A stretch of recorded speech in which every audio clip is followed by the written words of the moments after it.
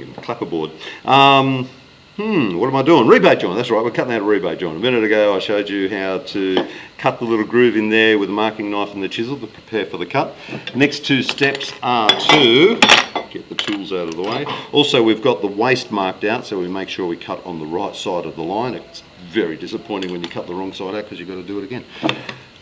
Same technique with the sawing, except for this time we're not going to saw all the way through, we're going to stop. So that requires you to look over the top and check where you're sawing to so that you don't go too deep. Same technique for the startup.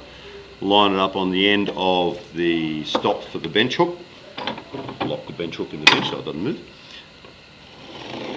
Nice and gentle, finger running along the saw, eyes down either side of the saw, nice gentle backwards cut to get it going. And then a gentle slide forward. Now I've got it up at about 30 degrees. Whoops, too chunky. Got it up at about 30 degrees. I'm just going to cut down until that saw line hits the marking gauge line that I put down there. As I say, it will require me to look over the surface once in a while, and I've got about another 4 millimeters to go, maybe 3. 1, 2, 3, 4. And that's pulled it up almost exactly on the line, so I don't need to look at that side anymore. What I need to do is now blow the dust away, look down this side of the saw and start cutting on the front edge with an uphill. A minute ago I was doing downhill at 30 degrees, now I'm doing uphill at around 30 degrees. Blow the dust away, and again we want to stop just as we're touching that line down there. Almost. So what I've got inside is inside the cut there's an angle like this, an angle like that. Now I need to come down square. So it takes the bottom out of the groove. And that's it. I've cut, I've got another millimetre to go there. I'm down to the line here. I'll take a little bit more out. Nice sharp saw is good for this. And I'm down to the line. Step number 2 in this part of the operation, put in the vise, stand it up at 45 degrees. Oh yeah, by the way, if you've got things high in the vise and you're sawing them, they tend to move. If you've got them low in the vise, they tend not to move. So we want it in the vise and at 45 degrees. I'm going to have the waist side over here so I can see where I'm cutting. And I'm going to cut down there. I'm starting on top of the mountain where it's the smallest, and I'm working down either side. Don't try and start straight across the top, it'll never work. The saw will slide everywhere.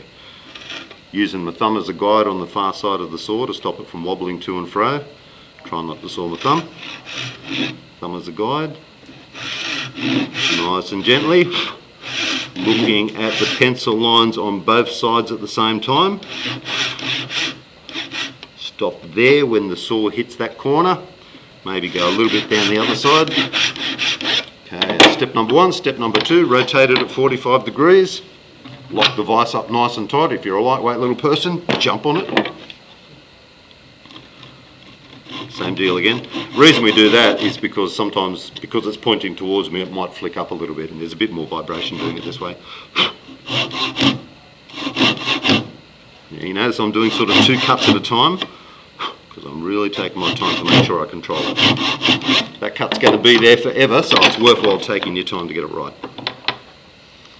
Lock it up, and so I've done the 45 degree angle on either side. Now I'm going to meet down at that point, and hopefully this will fall off and it'll be a nice square internal surface. Wants to argue a little bit, just cutting across the end grain's a bit harder than cutting along the grain.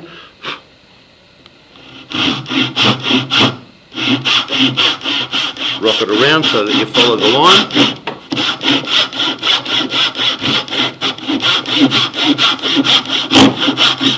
That little shudder then was the timber vibrating. So maybe I don't have it locked up in the vise enough. I'm supporting the scrap with my hand because I don't want it to fall off yet. The scrap is helping to support the blade so the blade doesn't wobble everywhere. If this falls off early, then you're trying to saw on one edge only, not both edges, and it makes it a wee bit more difficult. Don't push hard on it, otherwise you won't be able to go anywhere. It's like putting the brakes on in your car. Oh, that's it. Okay, so that's off. And if we're lucky, that's a nice neat edge in there. Doesn't always work out perfect. Sometimes you've got to tidy it up a little bit. And what I can see there is that there's a little bit of muck down in the bottom. But the chisel, holding it like a scraper, so to speak, hands as far away as possible, just run it across that edge and then back the other way, and that gets that little bit of waste out of there. And that's what we're aiming for, is a joint at 90 degrees. Yep, 90 degrees, well, hopefully. Yeah, 90 degrees. And as tight as we can along that inside edge.